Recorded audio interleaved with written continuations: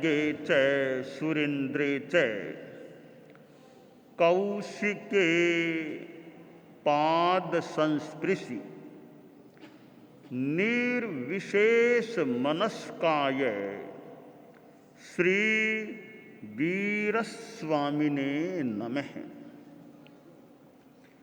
ठाणम आगम में कहा गया है, अठ विधा लोकठिति पन्नता तंजहा आगास पतिष्ठिते वाते वात पतिष्ठिते उदहि उदधि पतिष्ठिता पुढवी पुढवी पतिष्ठिता तसा थावरा पाणा अजीवा जीव पतिष्ठिता जीवा कम पतिष्ठिता अजीवा जीव संगहिता जीवा कम संगहिता। सृष्टि के विषय में एक महत्वपूर्ण बात शास्त्रकार ने बताई है कि लोक स्थिति 8 प्रकार की होती है। आकाश अनंत है, आकाश का कोई और छोर नहीं है।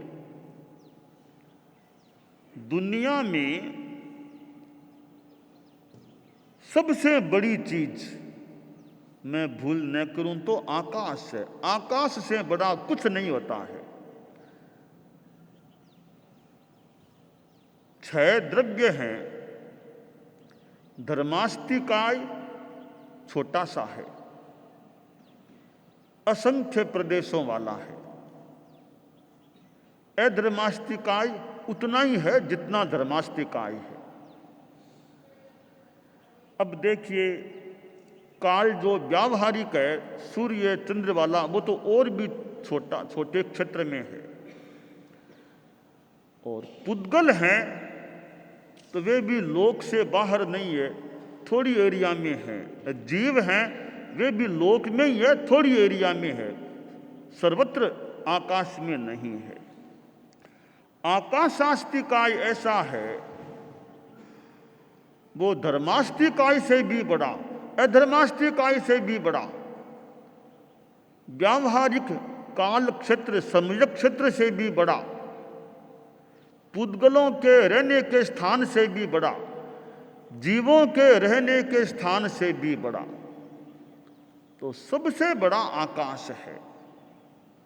नीचे आकाश, ऊपर आकाश, इधर आकाश, उधर आकाश, चारों ओर आकाश है। आकाश नीचे कितना है? 1000 किलोमीटर, 1,00,000 किलोमीटर, 1 अरब किलोमीटर, 1 खरब किलोमीटर? नहीं नहीं, इनसे भी ज्यादा अनंत गुना आकाश तो नीचे है। ऐसे ही ऊपर इधर उधर अनंत आकाश है, कोई सीमा है ही नहीं आकाश की। तो शास्त्रकार ने जो लोक है अनंत आकाश में, एक है लोकाकाश, लोक, जिसमें सारा यह सृष्टि जगत है, जीव हैं, पुद्गल हैं, धर्मास्तिकाय, अधर्मास्तिकाय, ये 6 द्रव्य जिसमें हैं वह लोक है। लोक की परिभाषा बताई गई है, सद द्रव्यात्मको लोक है। लोक वह होता है जहां 6 द्रव्य होते हैं, वो एरिया लोक है। लोक में 6 द्रव्य पाए जाते हैं। लोक के बाहर का आकाश है वह अलोक है। अलोक में न धर्मास्तिकाय, न अधर्मास्तिकाय, न पुद्गलास्तिकाय, न जीव, न व्यावहारिक काल। तो वो अलोकाकाश, लोकाकाश, अलोकाकाश, दोनों आकाश है। लोकाकाश भी आकाश है और अलोकाकाश भी आकाश है। आकाश, अनंत आकाश में थोड़ा सा लोकाकाश है, बाकी सारा का सारा अलोकाकाश है। तो ये जो लोक है, उसकी स्थिति है, जिस प्रकार ये स्थित है, उसकी एक बात लोक व्यवस्था की बात है कि हम लोग जैसे धरती पर हैं, तो उस धरती से नीचे अनेक चीजें हैं। सबसे नीचे आकाश है। यह पहली बात है कि सबसे नीचे आकाश है, और आकाश पर वायु टिका हुआ है, आकाश पर वायु टिकी हुई है, और वायु पर उदगी समुद्र है, और समुद्र पर पृथ्वी है, और पृथ्वी पर त्रस्य स्थावर प्राणी है। ये चार बातें आ गई कि नीचे आकाश है, वायु आकाश पर टिका हुआ है, पहली बात। दूसरी बात है समुद्र वायु पर टिका हुआ है। तीसरी बात पृथ्वी समुद्र पर टिकी हुई है। चौथी बात त्रस्य स्थावर प्राणी पृथ्वी पर टिके हुए हैं। तो प्रश्न है, आकाश किस पर टिका हुआ है? आकाश पर तो है वायु, मान लिया। आकाश किस पर टिका हुआ है? आकाश आत्मक प्रतिष्ठित है, स्वयं प्रतिष्ठित है। आकाश किसी पर नहीं है, आकाश अपने आप में प्रतिष्ठित है। ये चार बातें बताने के बाद पांचवी बात है, अजीव जीव पर आधारित है। कितने अजीव हैं जो जीवों पर आधारित है। दुनिया में हमें जो कुछ दिखाई दे रहा है वह या तो जीवत शरीर है या जीव मुक्त शरीर है, या तो जीव युक्त शरीर है या जीव मुक्त शरीर है। जो कुछ हमें दिखाई देता है वो दो भागों में विभक्त है, जीवत शरीर, जीव युक्त शरीर, और जीव मुक्त शरीर। जैसे हम लोग बैठे हैं, जीवत शरीर, जीव युक्त शरीर वाले हम लोग हो गए। पशु हैं, ये पेड़ पौधे जिनमें जीव हैं वे जीवत शरीर हैं। अब यह देखिए पट्टा है, यह जीव मुक्त शरीर है, यानी कभी यह भी जीवों का शरीर था, कभी यह भी जीवों का शरीर था, वर्तमान में जीव मुक्त शरीर है।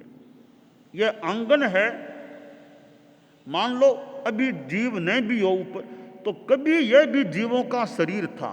यह लोक की चीजें हैं, अभी निर्जीव जीव मुक्त हैं, कभी यह भी जीव के शरीर थे। तो दुनिया में दिखने वाली चीजें दो प्रकार की होती हैं, या जीवत शरीर यानी जीव युक्त शरीर, या दूसरी बात है जीव मुक्त शरीर। इनमें सारी चीजें जो दिखती हैं वे समाविष्ट हो जाती हैं। तो अजीव जीव पर आधारित है। ये हमारे शरीर हैं, अभी आत्मा पर, जीव पर मान लो आधारित है। तो अजीव जीवों पर भी आधारित हैं। जितने भी ये शरीर हैं जीवों के, 6 काय के जीव हैं, उनके जो शरीर हैं वो जीवों पर, जीवित जो जीव हैं उनके शरीर जीवों पर आधारित हो गए। और जीव कर्म पर आधारित हैं। हम तो कर्मों से बंधे हुए हैं। अब मनुष्य क्यों बने हैं कि कर्म हमको मनुष्य गति में लेकर आ गए। आगे जहां जाना कर्म कहीं ले जाएंगे।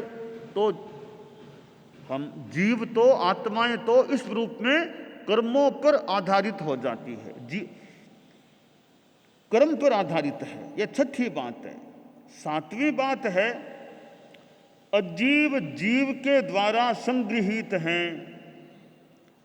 अब अजीव की चीजें हैं, जीव के द्वारा गृहीत है। यह शरीर भी हमने ग्रहण कर रखा है, यह मकान हमने एक तरह से ग्रहण कर रखा है। तो अजीव जीव के द्वारा संगृहीत हैं। आठवीं बात है जीव कर्म के द्वारा संगृहीत हैं। अब कर्मों ने हमको ग्रहण कर लिया, हम तो कर्मों के वशीभूत हैं। आत्मा कहाँ जाएगी? जहां कर्म ले जाएंगे वहां जाएगी।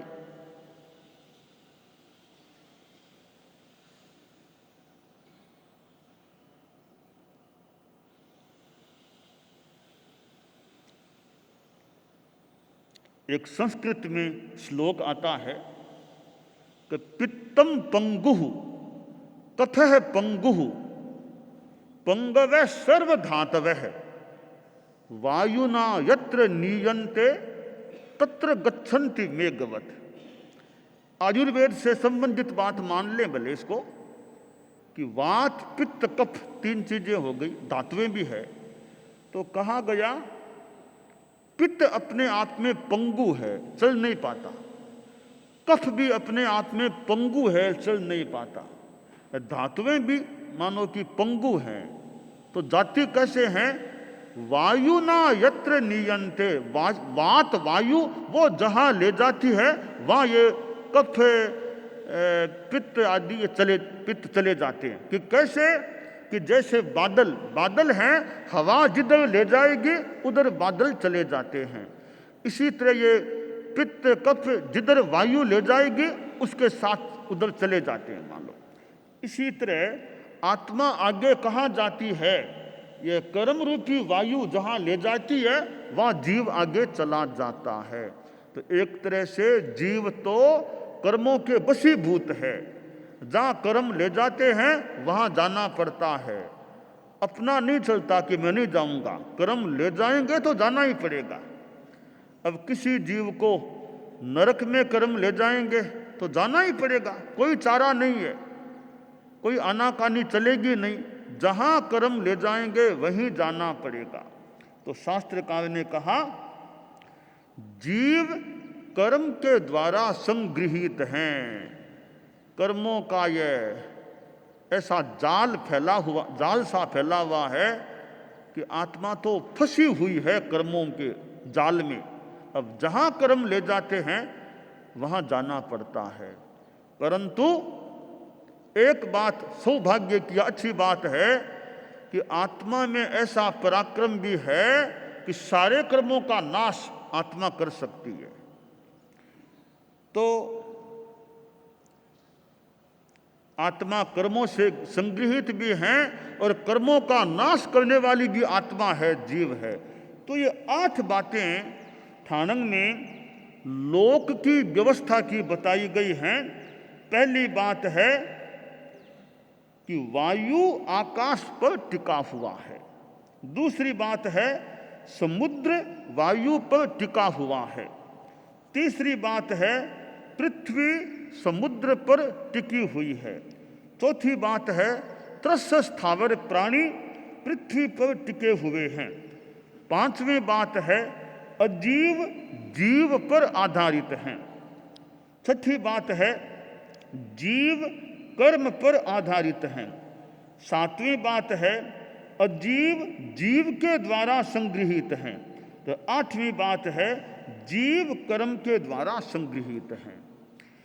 इन 8 बातों में आकाश पहली बात में आया है।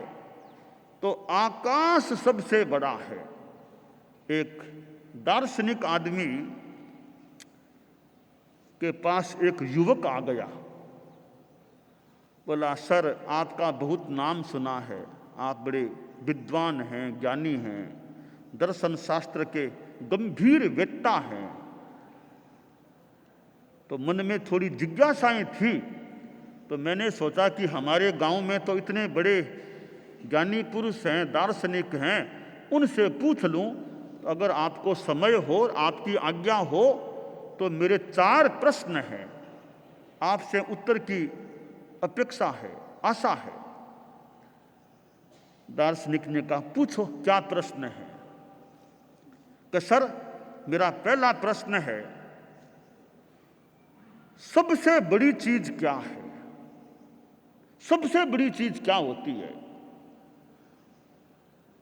दार्शनिक ने कहा सबसे बड़ा आकाश है, आकाश से बड़ा कुछ नहीं होता।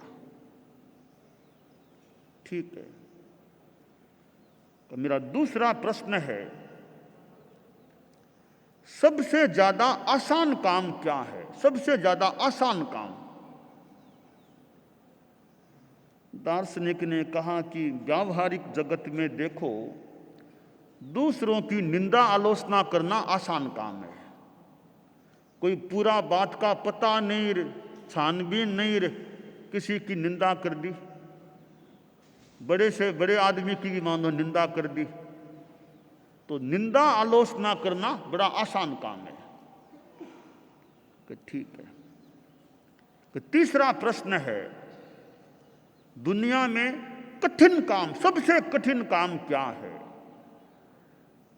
दार्शनिक बोला सबसे कठिन काम है अपनी पहचान, अपने आप को पहचानना सबसे कठिन काम है। दूसरों को मान लो जानते हैं, वो ऐसा कर लेते हैं, पर मैं कैसा, मैं कौन हूं, मैं कौन हूं, ये अपनी पहचान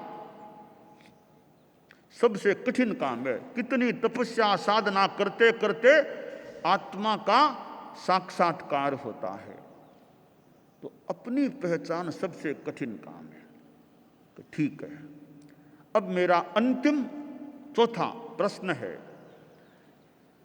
कि दुनिया में सबसे ज्यादा गतिशील कौन है? हवाई जहाज, ट्रेन की अपेक्षा हवाई जहाज ज्यादा गतिशील। सबसे ज्यादा गतिशील क्या है? दार्शनिक ने कहा सबसे ज्यादा गतिशील है आदमी का विचार, आदमी का मन सबसे ज्यादा गतिशील है। यानी कहां कहां की बातें दिमाग में आ जाती है। बैठे तो हैदराबाद में हैं, दिमाग में अमेरिका क्या, कोलकाता क्या, कहां कहां की बातें दिमाग में आ जाती। यानी मन में स्थूल भाषा में मन कहां से कहां चला जाता है। तो सबसे ज्यादा गतिशील मन है। आदमी तो मान लो 2 घंटा चला, 3 घंटा चला, 5 घंटा, आखिर आके बैठ गया, सो गया, चलना बंद कर दिया। पर मन तो चलते समय भी, आदमी के चलते समय भी मन चलता है, खाते समय भी मन चलता है, सोते समय भी मन चलता है, बैठे बैठे भी मन चलता है। तो मन तो कितना चलता है। तो आदमी से ज्यादा गतिशील आदमी का मन हो जाता है। तो कहा सबसे ज्यादा गतिशील मन होता है। युवक ने कहा कि आपने बड़े सुंदर संतोषजनक उत्तर मुझको दे दिए हैं। दार्शनिक बोला देखो उत्तर दे दिए हैं, अब इन चारों पर थोड़ी और मेरी बात सुनो। कि पहले प्रश्न में मैंने कहा सबसे बड़ा आकाश है। ठीक है, एक दुनिया की तथ्यात्मक बात है पूरे इस आकाश की कि सबसे बड़ा आकाश ही होता है। हमें इच्छाओं को आकाश की तरह फैलाना नहीं चाहिए, और उदारता में आकाश यानी बहुत बड़ा, हमें आकाश की तरह एक अंश में उदारता रखने में बड़ा बनना चाहिए। इच्छाओं को फैलाने में थोड़ा सीमित हो जाना चाहिए। यह मेरी शिक्षा है तुमको आकाश की बात के संदर्भ में। दूसरी बात है कि सबसे आसान काम है निंदा आलोचना करना। काम आसान है, यह आसान काम करना नहीं चाहिए बिना मतलब किसी की निंदा आलोचना नहीं करनी चाहिए। आसान काम है, हर आसान काम करना नहीं होता है। तो मेरी तुमको शिक्षा है कि फालतू निंदा जैसी बातों से बचने का प्रयास करना चाहिए, अच्छे काम में समय लगाना चाहिए। तीसरी बात मैंने बताई, तुमने पूछी फिर मैंने बताई कि सबसे कठिन है अपनी पहचान।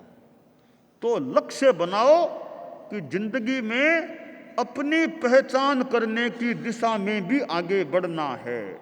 औरों को थोड़ा जान भी लिया, हालांकि दूसरों की पहचान भी कठिन है। किसके मन में क्या है यह जानना भी कुछ कठिन है, पर अपनी आत्मा की पहचान तो कठिन काम हो ही जाता है। तो अपनी पहचान का भी लक्ष्य बनाओ और अपनी पहचान में कुछ समय लगाओ, साधना करो, अभ्यास करो।